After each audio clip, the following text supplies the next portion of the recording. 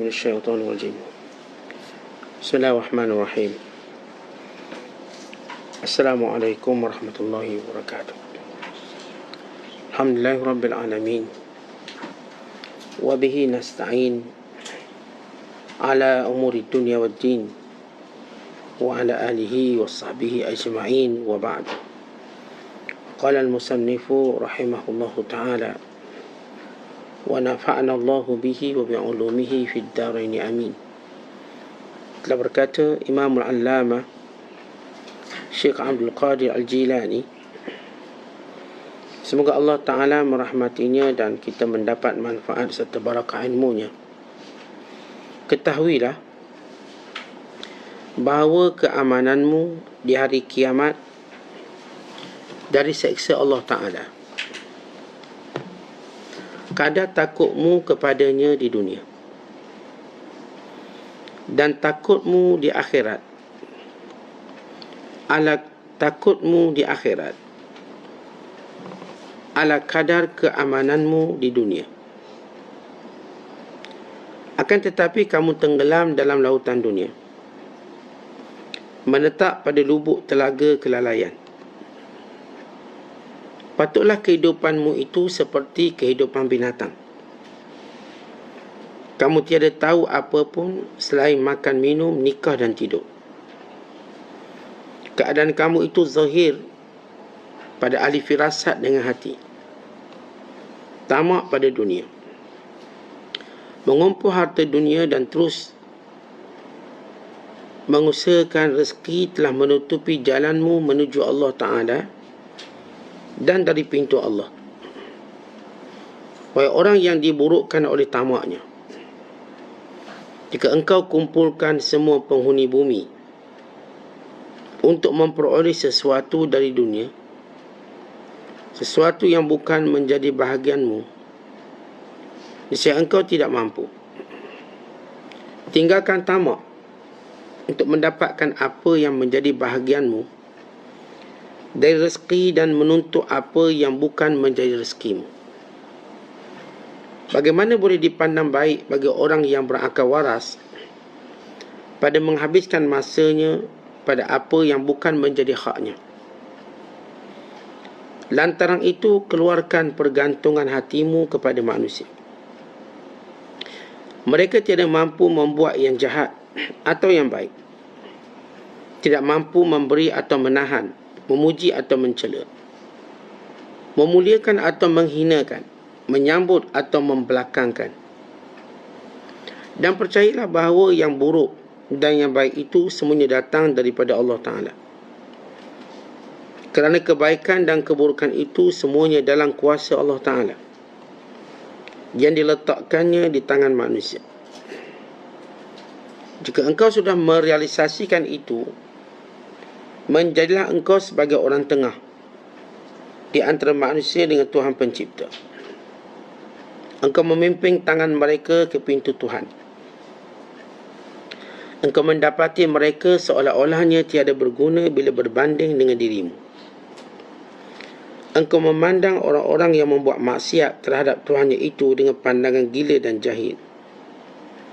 Lalu engkau cuba berlembut dengan mereka, memperbaiki jalan mereka serta bersabar atas penganiayaan dan kejahilan mereka.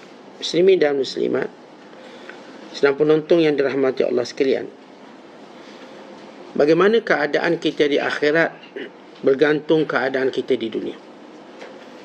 Bagaimana kedudukan kita di akhirat bergantung bagaimana kedudukan kita di dunia. Bagaimana nilai kita di akhirat sebagaimana nilai kita di dunia. Kalau sekiranya nilai kita di dunia hanya makan, minum, tidur, nikah, kahwin semata-mata, dan sibuk mengumpulkan harta kekayaan yang tidak akan menjadi milik kita selama-lamanya, maka segala pintu-pintu Allah Ta'ala tertutup di hadapan kita. Kerana itu kita mesti menjauhi salah satu sifat yang bahaya yang dinamakan sebagai sifat tamak. Bila manusia punya sifat yang tamak, maka dia telah menghabiskan waktu yang bernilai yang Allah berikan padanya untuk beribadat dan tunduk kepadanya pada perkara yang akan menjadikan dia fakir di dunia. Dia menyangka dengan tamak dia akan kaya. Rupanya orang tamak paling fakir di sisi Allah Subhanahu Wa Taala. Kemudian kata Syekh, bagaimana kita mesti berusaha mengeluarkan pergantungan hati kita pada manusia.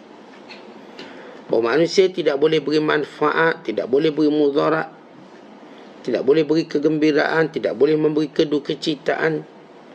Manusia tidak boleh memberi apa yang memuliakan kita atau apa pun yang menghinakan kita.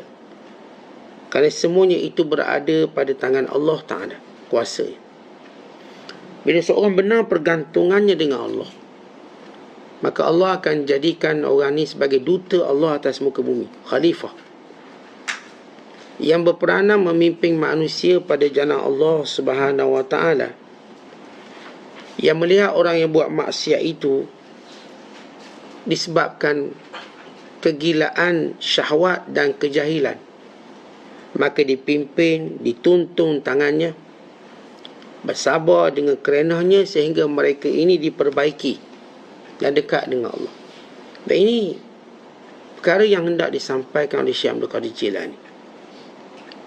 Perkara yang pertama yang ditekankan ialah nak tahu kedudukan kita di akhirat, lihat kedudukan kita di dunia. Perkara kedua yang ditekankan kepada kita ialah sifat tamak. Dan perkara ketiga ialah pergantungan pada manusia. Dan yang keempat, bagaimana kita boleh menjadi duta Allah atas muka bumi. Adapun yang pertama,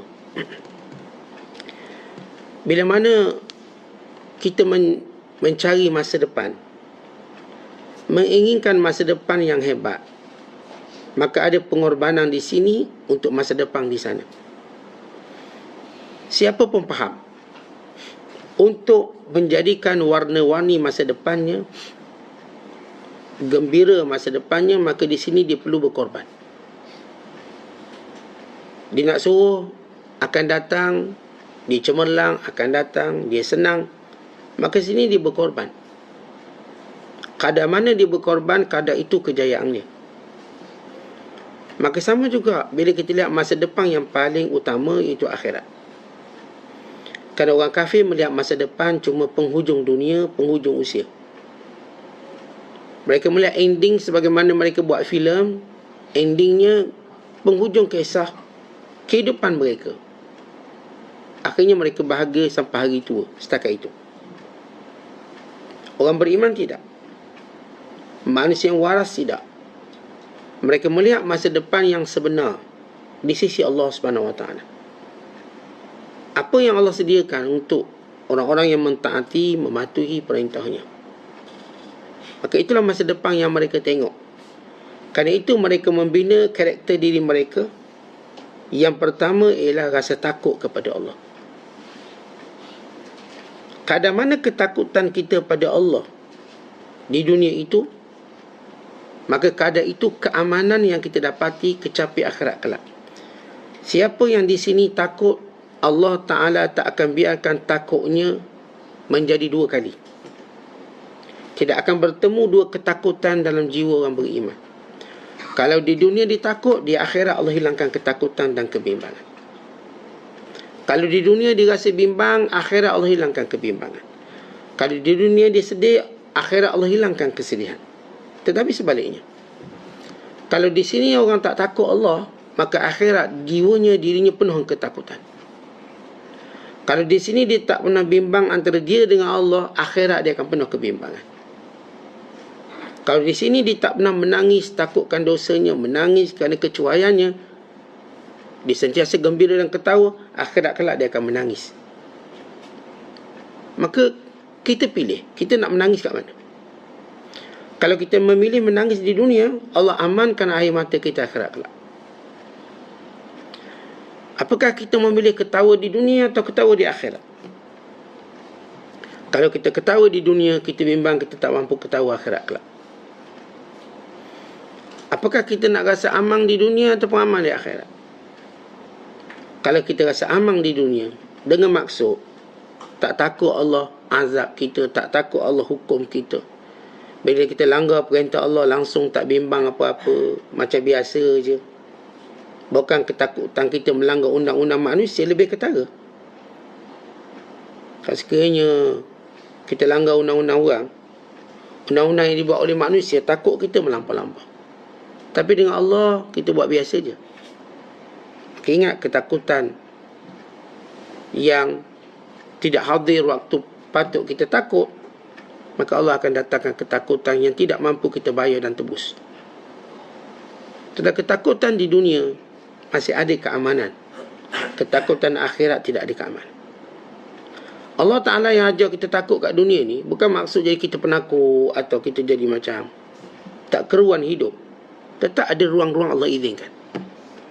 Nabi SAW menyatakan, inni akhsyakum lillah wa atqakum. Aku paling takut Allah dan paling bertakwa di kalangan kamu. Namun ketakutan Nabi SAW kepada Allah Ta'ala bukan bermaksud tiada ruang untuk baginda tersenyum, gembira, ketawa, bergurau senda. Ada ruang. Namun ruang itu digunakan pada waktunya, pada batasannya. Tapi orang yang memilih untuk gembira senantiasa, ketawa senantiasa, tidak pernah memikirkan kemurkaan Allah dan azabnya, maka nanti akhirat kelak dia tak ada ruang langsung untuk ketawa. Penuh dengan ketakutan. Baik, kita nilai kehidupan kita di sini. Kalau di sini kita takut Allah, di sana Allah amankan kita. Kalau di sini kita sentiasa bimbang akan keadaan kita di akhirat kelak, Allah amankan kita di sana. Kalau di sini kita sentiasa berfikir dan bermuhasabah, maka Allah ringankan hisab kita. Sebab itu kata Umar Al-Khattab radhiyallahu ta'ala anhu, hasibu qabla an tuhasabu, wazinu qabla an tuzanu. Hisab sebelum dihisab, timbang amalan sebelum ditimbang. Bukan siapa yang menghisab dan menimbang amalannya di dunia, maka Allah ringankan hisabnya dan timbangan akhirat kelak. Kerana itu bila Rasulullah SAW menyatakan, orang yang cerdik yang sentiasa bermuhasabah. Bila dimuhasabah di sini, maka di sana dia aman. Tapi orang yang tak pernah muhasabah antara dirinya dengan Allah, bagaimana kedudukannya, jauh dekatnya, tunduk dia atau engkarnya, tak pernah peduli, maka tunggu akhirat kelak. Kemudian Syekh menyebut, kenapa kita tak ada rasa takut kita pada Allah? Kenapa setengah manusia tak ada bimbang dia dengan keadaan akhirat atau keadaan kuburnya? Dia bimbang untuk masa depan dia, untuk 10 tahun, 15 tahun akan datang. Tapi dia tak pernah bimbang kuburnya nanti, atau bila dibangkitkan daripada kubur, waktu dia berada di mahsyar. Apakah sebab utamanya? Kata Syekh Abdul Qadir, maka sebabnya ialah dia tenggelam dalam lautan dunia. Orang yang sudah karam dalam kelautan dunia, maka dia umpama seorang, tuan-tuan, bila dia dah lemas dalam lautan, dah tertelang air masin, maka dia tak akan nampak lagi di atas. Dia nampak dia akan kekal di situ. Dah telang air masin ni, dah tak mampu lagi untuk membuka matanya, maka dia akan tenggelam di situ. Umpama itulah orang yang sudah mabuk dengan dunia. Dia tak mampu lagi membuka matanya melihat akhirat. Kerana dia terlalu banyak menelang air masin, dia lupa ada air tawar, air manis yang berada di luarnya. Tapi dia sanggup telan kemasinan air laut. Kerana dia tenggelam, dia tak fikir nak selamat. Kalau dia mengetahui seorang yang terselamat daripada karam di lautan itu, lebih indah hidupnya, lebih hebat hidupnya. Ini perumpamaan orang yang tak nampak akhirat, macam orang yang karam dalam lautan. Yang diminum cuma air masin. Yang dia bernafas cuma kadar nafas yang berbaki, yang menunggu kehancurannya. Tak lama pun duduk kat dunia. Kalau seorang tu lemas, dia pun rasa dia tak lama duduk kat dunia. Dia kerana lemas dia dengan dunia, artinya hidup dia, sifir dia dunia. Celak mata dunia. Nak makan apa hari ni, nak minum apa hari ni, nak pergi mana, nak jalan mana, lancung mana, dunia semua.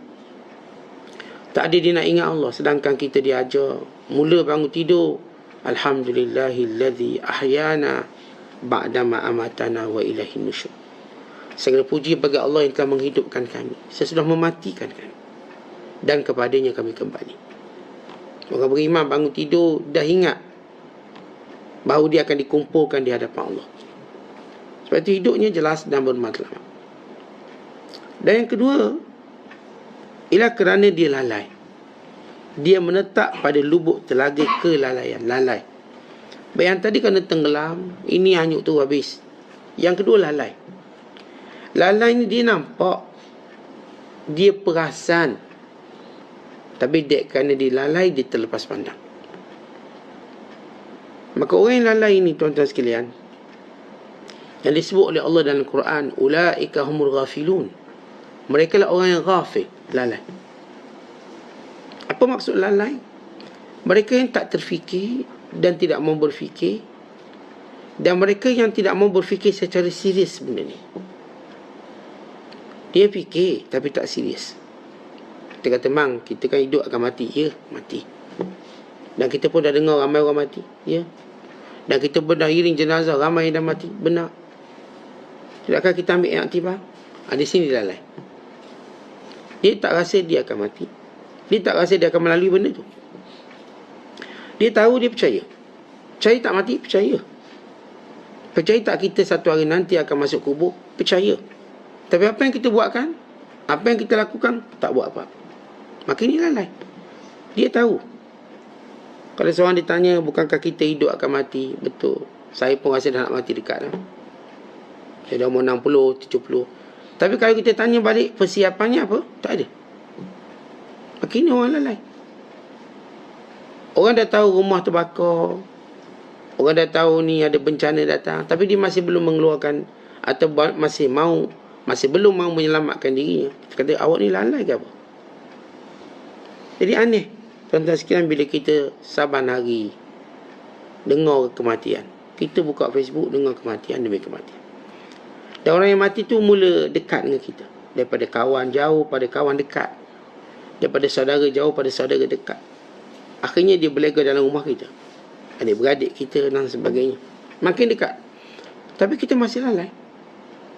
Yang dikumpulkan masih lagi dunia, bukan akhirat. Yang dicari masih lagi dunia, bukan akhirat. Yang dibimbangi masih lagi dunia, bukan akhirat. Ini kelalaian yang begitu serius. Sebab benda tu lalu depan mata dia. Benda tu lalu kat telinga dia. Benda tu lalu dalam pengetahuan dia. Tapi bila kita tengok persiapan dia, tak ada apa-apa. Kadang siang umur 60, 70 pun tak buat apa lagi. Duk tengok TV lagi. Duk sibuk pilih kedai makan lagi. Duk cari musuh lagi, gaduh. Orang ni umur 60, 70. Masih belum ada persiapan? Belum. Lalai. Dia tahu. Kalau dia buat persiapan pun tak serius. Pergilah masjid. Pergi surau. Tapi sekejap je lah balik. Yang dia buat dunia itu masih banyak. Dia tak nak belajar lagi, tak nak betulkan kesilapan zaman muda dia. Maka kelalaian ini telah menghabiskan segala kemuliaan usia dia. Kerana itu kita diminta senantiasa mengingati Allah supaya kita tak lalai. Allah menyebut dalam Quran, orang-orang yang tidak mengingati Allah, istahwaza alaihimus syaitan fa'ansahum zikrallah. Mereka telah dikuasai oleh syaitan. Dek kerana itu malah mereka tak ingat Allah. Tujuan syaitan dan iblis, dia nak lidah kita jangan sebut walaupun satu perkataan ingatan kita pada Allah. Astaghfirullah ke, subhanallah ke, dia tak mau kita ingat dan sebut. Biar kita sebut oh my God, itu lebih baik. Biar kita sebut perkataan lain yang lebih mudah meniti di bibir kita, yang tidak menghasilkan pahala, maki hamu dan sebagainya, itu lebih ringan. Tapi untuk menyebut Masya Allah, Subhanallah, Astaghfirullah, agak berat. Kalimah-kalimah ini syaitan jadikan ia beban dan berat. Walau kalimah ini ringan daripada kalimah maki itu sendiri. Ya, Nabi kata, kalimatani khafifatani ala lisan, saqilatani fil mizan habibatani ila rahman subhanallah wa bihamdihi subhanallahil azim. Dua kalimah ringan di lidah, berat di timbangan, dicintai Tuhan. Subhanallah wa bihamdihi subhanallahil azim. Maha suci Allah dengan segala kepujiannya,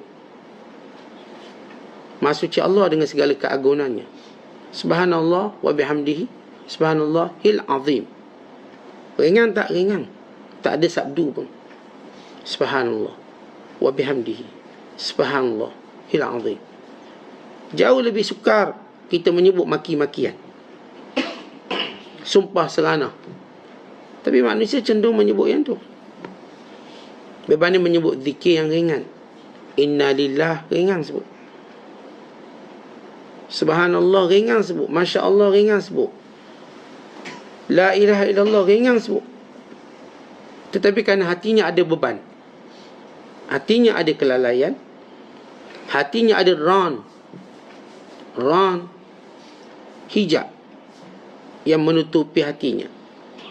Kalla bal rana ala qulubihim ma kan yaksibun.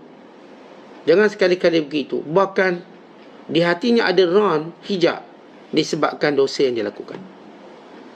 Sebab itu bila kita buat dosa, hati kita mula ada titik-titik hitam. Sehingga dia penuh, kata Rasulullah, dia akan menjadi ran maksudnya menghijab terus. Ini orang yang berada pada usia kelalaian ini. Kemudian kata Syekh, tamak pada dunia, kumpul harta dunia, inilah yang menutup pintu Allah Ta'ala pada kita. Baik, kita berbicara tentang tamak. Baik, bila kita sebut tamak, apa maksud tamak? Bila Nabi SAW berdoa kepada Allah supaya jangan ada sifat tamak. Allahumma inni a'udzubika min ilmin la yanfa' wa min qalbin la yakhsha wa min nafsin la tashba'. Dan hadis yang dikeluarkan oleh Imam Muslim, baginda sallallahu alaihi wasallam berlindung pada Allah daripada 3 perkara. Ya Allah, aku berlindung padamu daripada ilmu yang tak beri manfaat, dan aku berlindung kepadamu daripada hati yang tidak khusyuk, dan aku berlindung kepadamu daripada diri yang tak pernah kenyang, yakni tamak. Diri yang tidak pernah kenyang, sifat tamak. Baik, bila kita sebut tamak ni ada 2 jenis. Tamak yang pertama ialah orang yang ingin mengumpulkan harta, mengumpulkan pangkat, mengumpulkan apa sahaja di dunia untuk dimiliki dengan segala jalan yang dia dibolehkan dan dibenarkan. Maka dia membuat semua sehingga masa-masa dia tadi kesemuanya untuk mencari dunia ini. Baik, tamak ini dia tak buat benda haram. Maksudnya dia tak ambil hak orang. Dia berusaha untuk hak dia. Sungguh dia bekerja lama, bersungguh-sungguh, struggle sehingga dia membina kekayaan. Dia belajar undang-undang supaya dia dapat bayar cukai dengan betul, supaya dia tak ada masalah. Orang ini mencari semua jalan halang untuknya. Ini sejenis tamak. Tamak yang kedua ialah dia sanggup langgar segala hukum hakam. Riba ke, rasuah ke, curi ke, dibuat belaka asal dia dapat. Baik, ini 2 jenis tamak. Satu tamak pada perkara yang dibenarkan harus. Satu tamak sanggup langgar hukum. Kedua-duanya ini semuanya tercela. Adapun yang pertama, dia tak buat benda haram. Dia telah menghabiskan usia yang paling bernilai yang Allah Ta'ala beri padanya untuk menyembah Allah. Menyibukkan diri untuk menyembah Allah. Sebab itu kita lihat bagaimana Allah Ta'ala kunci waktu kita supaya kita tidak berterusan mencari harta duniawi dengan ingatan pada Allah. Zuhur, daripada kalau mula subuh. Kita nak start kerja, nak duit banyak, buka kedai awal-awal pagi, jangan berhenti subuh dulu. Lepas tu kita kerja lagi, berhenti zuhur dulu. Kerja lagi, berhenti asar dulu. Berhenti maghrib, berhenti isyak. Maka Allah letakkan 5 waktu sehari semalam. Allah tak suruh kita solat 5 kali dalam 1 waktu.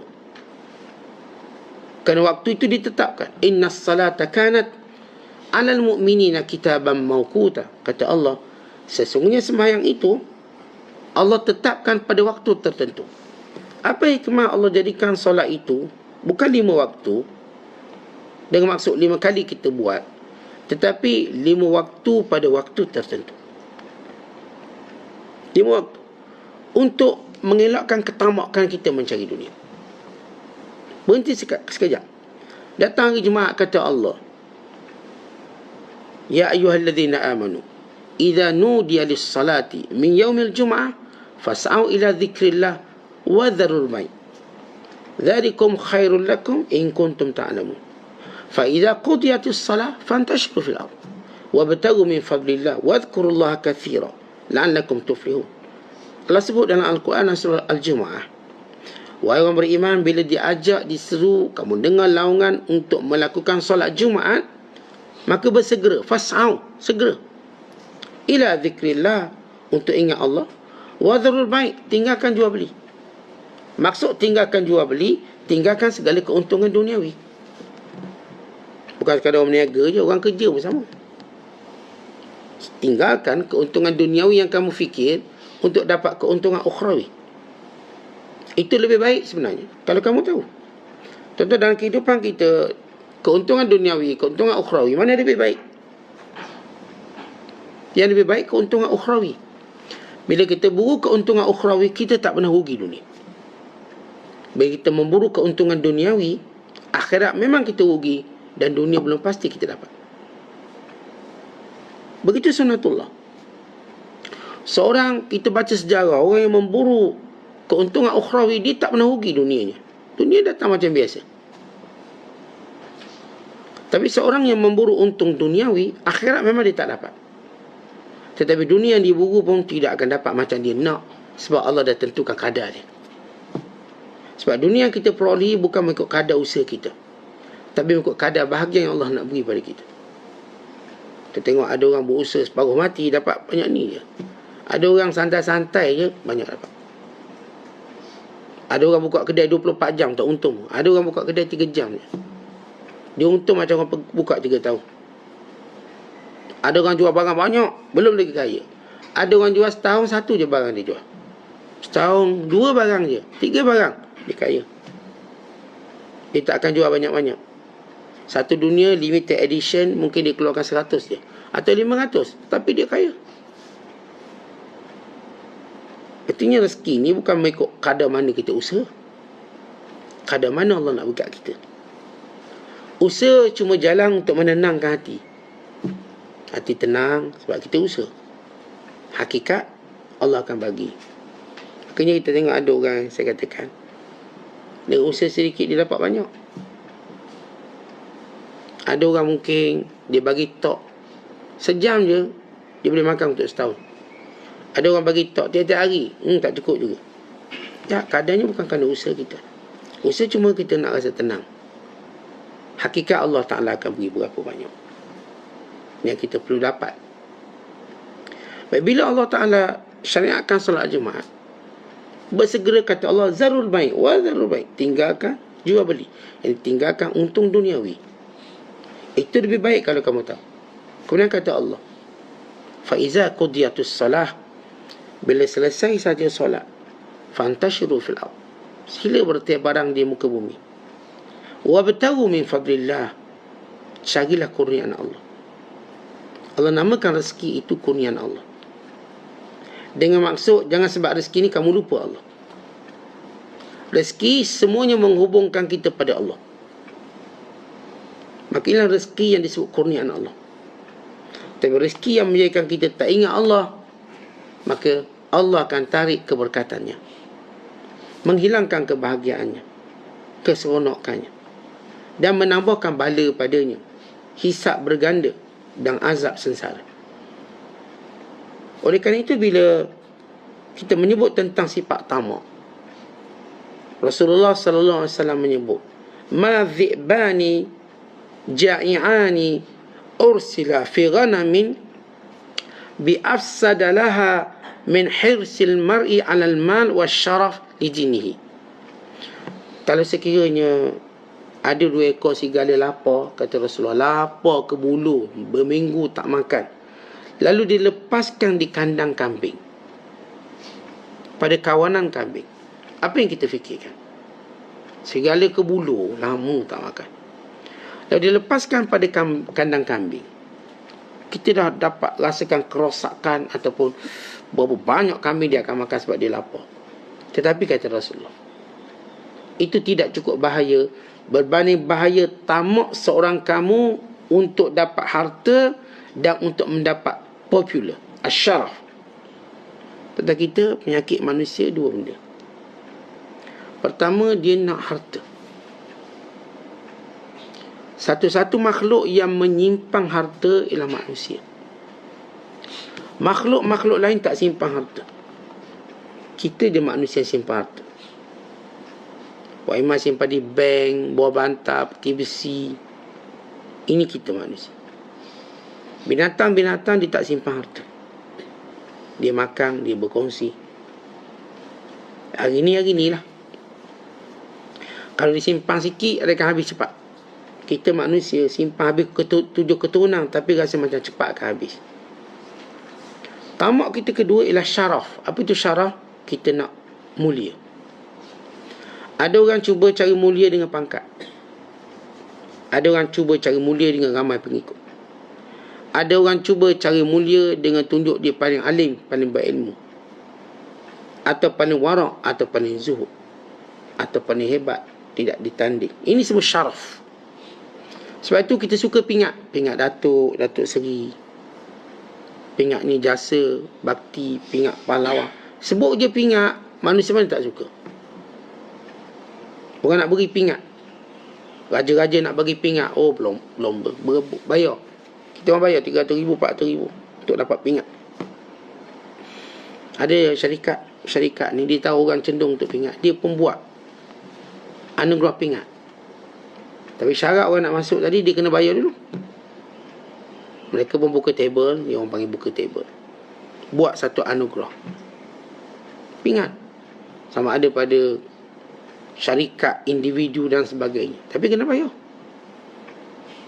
Pelik, mereka buat anugerah gilang gemilang, dia beri penghargaan kepada para peniaga, pada korporat. Tapi syarat tu kena bayar dulu, kemudian mereka akan bagi.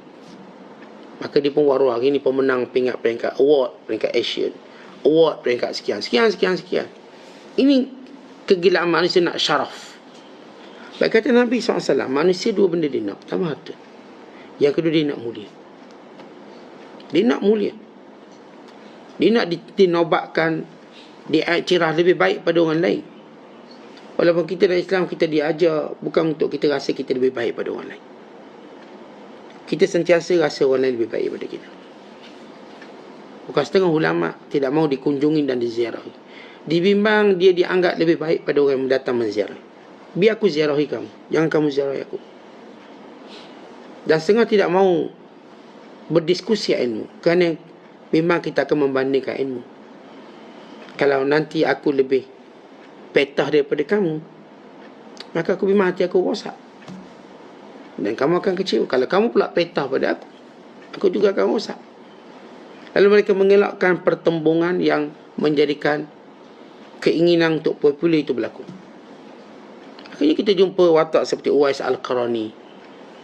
Bila orang tahu dia orang hebat, mereka berkumpul di rumahnya, maka Uwais mengambil sikap pindah rumah. Turun pindah rumah. Dia tahu je. Mereka cuba untuk downgradekan diri mereka pada pandangan orang. Mereka tak mahu orang pandang mereka hebat sangat. Biasa. Ini Abdullah bin Mas'ud, bila orang berkumpul mengiringnya pulang ke rumah, dia kata, baliklah, tak payah lagi aku ke rumah. Kalau kamu tahu apa yang aku buat di rumah ni, kamu tak akan menghormati aku. Pergi balik. Aku orang biasa. Demikian kebimbangan para ulama tentang syaraf popular. Syaraf maknanya kemuliaan. Kita nak mulia. Mulia cara popular ke, mulia cara pengikut ramai dan sebagainya. Ini bahaya bagi kita manusia. Maka Rasulullah SAW menyebut tamak ini cukup bahaya. Memang orang yang tamak yang halal, dia tetap buang waktu yang bernilai untuk dia menyembah Allah. Atau di tamak yang haram, yang disebut dalam istilahnya sebagai syukhun, Allah berfirman, "Wa may yuqa syuha nafsihi fa ulaika humul muflihun." Syuhun arti seorang yang tamak dengan keinginan mengambil harta orang lain. Siapa yang terselamat daripada penyakit syuh, maka dialah orang yang berjaya. Dialah orang yang hebat. Bila kita sebut tentang tamak tadi, dalam dua keadaan tadi, sama ada tamak menghabiskan waktu bernilainya menyembah Allah, maka dia akan dapati bahawa kefakiran sebenar bukan kefakiran harta, kefakiran amalan di sisi Allah. Yang ada orang takut fakir, dia pun kerja lah. Dia lupa waktu tadi yang memang Allah ciptakan kita menyembah Allah. Dia tak gunakan. Dia akan pulang pada Allah dengan keadaan amat fakir. Tuan-tuan, kita kumpul segala harta, kemudian kita mati, mana harta itu pergi? Tinggalkan. Habis kita buat apa? Kita fakir. Tapi kalau kita gunakan harta buat amalan, ketaatan, kesalehan, maka kita pergi, kita buat apa? Ya, kita buat kekayaan. Ya, Allah perintahkan kita. Allah sayang kita. Allah kata harta kamu cari ni untuk kamu dapat keuntungan di sana, bukan ke sini. Realiti kita tengok, bila kita mati pun kita dah tak boleh bawa walau 1 sen, apatah lagi kita nak bangkit akhirat kelak. Realiti kita lihat bagaimana harta ini berpindah tangan. Sebab itu Nabi SAW mencela orang yang menghabiskan waktunya untuk mencari dunia. Habis waktu yang paling bernilai ni cari dunia, yang patutnya menyembah Allah Ta'ala. Kata baginda sallallahu alaihi wasallam, ta'isa abdu dinar, ta'isa abdu dirham, wa abdu khamisa, in u'tiya radiya, wa in lam yu'ta sakhita, ta'isa wa antakasa, wa idha shika falan takasha. Kata Nabi sallallahu alaihi wasallam, celakalah hamba pada duit dinar, celakalah hamba pada duit dirham, celakalah hamba pada pakaian. Dan riwayat yang lain, celakalah hamba pada makanan. Celaka mereka. Kalau diberikan, mereka suka. Kalau tidak diberikan, mereka murka. Mereka ini celaka dan terlaknat. Wa idza syika falan takasha. Orang ni kata Nabi SAW, idza syika falan takasha. Apa maksud idza syika falan takas? Orang ni kalau ada masalah kecil, dia tak reti nak keluar. Orang yang Allah bagi dia kemuliaan agama, Allah tak akan bebankan dia dengan masalah, melainkan dia jumpa jalan keluar dengan cepat. Sebab tu kita tengok orang yang dekat dengan Allah macam tak ada masalah. Mereka ada masalah, tapi mereka jumpa jalan keluar lebih cepat pada kita. Mereka ada masalah rumah tangga, mereka ada masalah anak-anak, mereka juga ada masalah. Semua masalah ada. Sebab masalah ialah ujian Allah letak atas dunia. Tetapi mereka ini cepat nampak jalan keluar. Kena sini, ni jalan ni, ini jalannya. Allah berikan pada mereka 1001 jalan, sehingga mereka juga boleh tunjuk pada orang jalannya. Mereka ni macam kita sebut Waze, tahu jalan. Waze ni ataupun kita sebut yang tempat atau mana-mana tu, kita kena beritahu nak pergi mana-mana, dia akan bawa kita. Orang yang bertakwa pada Allah ni macam Waze. Dia tahu jalannya, dia tak tersesat. Bukan bermaksud dia tak ada masalah. Tak ada orang atas dunia tak ada masalah. Semua orang ada masalah. Sebahagian mereka masalah lebih besar daripada apa yang kita jangka. Tapi bila masalah tu kena pada mereka, jadi kecil. Jadi kecil kerana mereka melihat apa yang lebih besar di sisi Allah, pahala, kurniaan. Tapi ada orang tamak ni, kita nak kenal kita tamak atau tidak. Ialah yang disebut oleh Rasulullah, iza syika falan takash. Bila ada masalah kecil, kita tak boleh nak keluar. Dia asal makna syika, bila dia kena duri sikit, dia tak boleh nak cabut duri tu. Pada kecil duri dia tak boleh nak cabut. Dia bukan kena benda besar. Masalahnya kecil dia, dia punya mengamuk lain macam. Macam tak boleh selesai masalah. Masalahnya begitu kecil, dia punya marah lama. Masalah kecil, dia boleh masam muka lama. Masalah kecil, dia boleh hilang arahnya. Itu kita dengar ada orang, Masya Allah, putus tunang, bunuh diri. Putus tunang, sembah minyak petrol, minum sikit, sembah, bakar. Kita tanya masalah apa? Putus tunang. Ya Allah, putus tunang. Macam tu buat. Ya. Benar kata Rasulullah SAW. Orang bila hidupnya tamak dunia, dia lupa akhirat. Dia ada masalah, dia terus fikir nak bunuh diri. Kan itu kalau kita lihat, tamak-tamak manusia membinasakan mereka. Mereka jadi kedekut dengan orang. Mereka ada masalah dengan orang. Mereka tak boleh dirundung sikit pun masalah ataupun malang. Tak boleh sikit pun.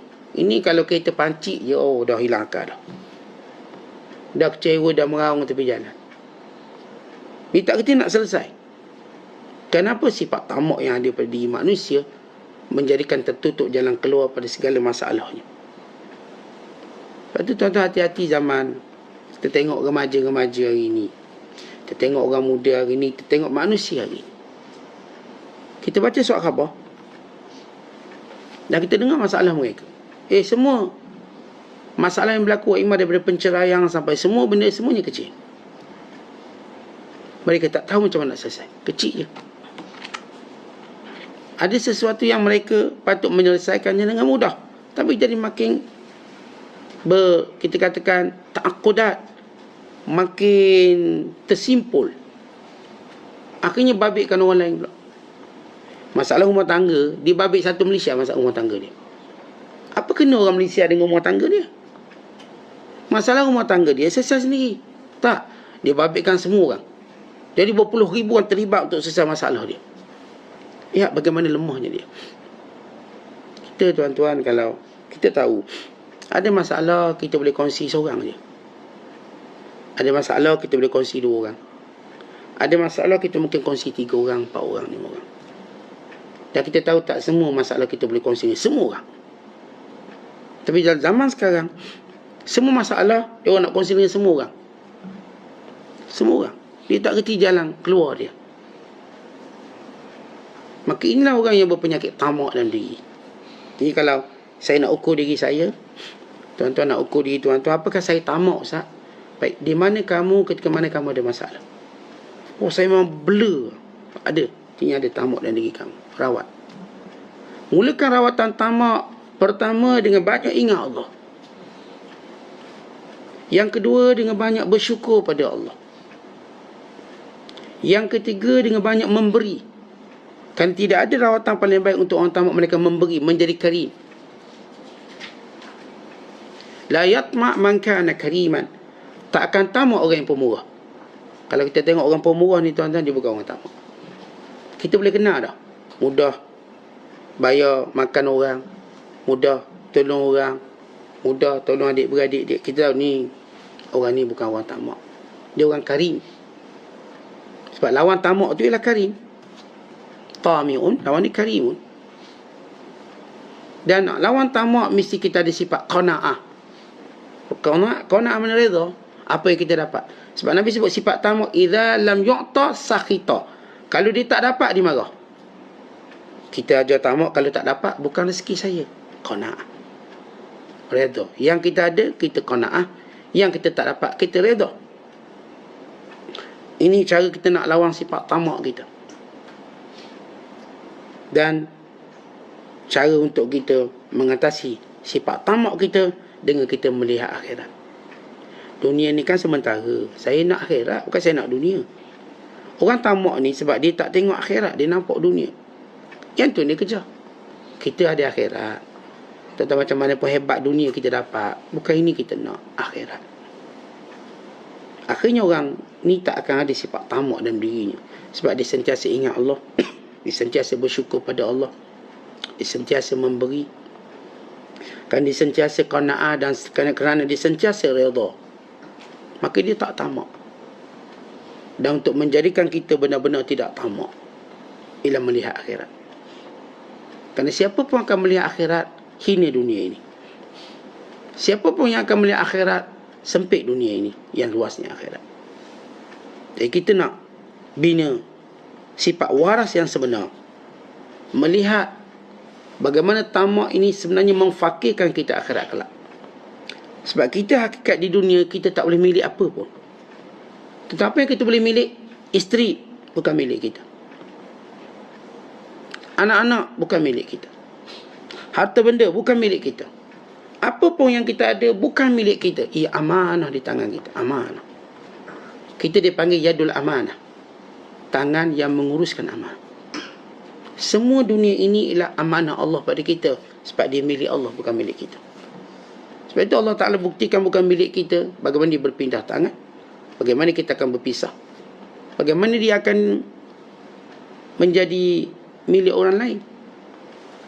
Anak kita, kita ingat hak kita tak? Dia dah kahwin, dia dah ada pasangan, dia dah milik pasangan sana pula. Bukan lagi milik kita, bukan dulu boleh suruh sana, suruh sini, sekarang tak. Orang lain pula suruh dia, bukan kita lagi. Dia dah berpindah tangan, dia jadi isteri orang lain. Dia dah jadi suami orang lain. Buktinya dia dah tak ada di rumah kita. Walaupun ada bilik untuk dia, tapi dia dah tak duduk sini. Lam ya'ud yabqa ma'ana, tidak lagi tinggal bersama kita.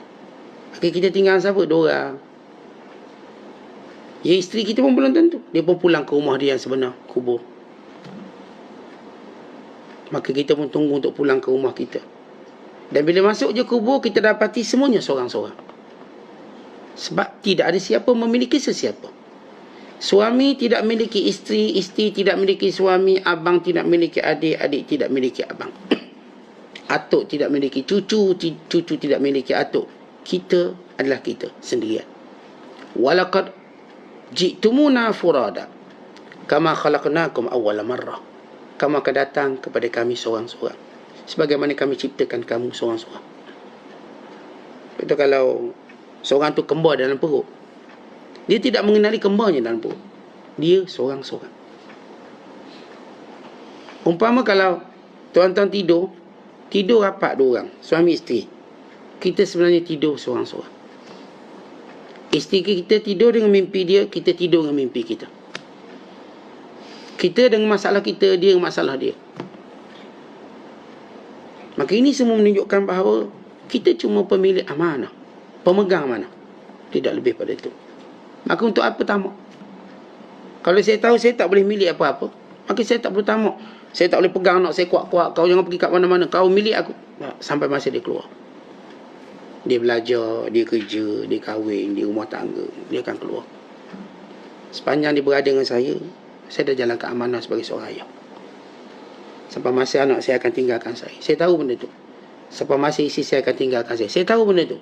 Tapi sepanjang dia berada dengan saya dah laksanakan amanah yang Allah berikan kepada saya. Saya dah redha mereka semua. Sebagaimana saya harap mereka redha pada saya. Dan proses kita bersama, sama ada antara murid dengan guru, guru dengan murid, kita juga tidak memiliki sesiapa. Seorang guru tidak memiliki muridnya, dan murid tidak memiliki gurunya.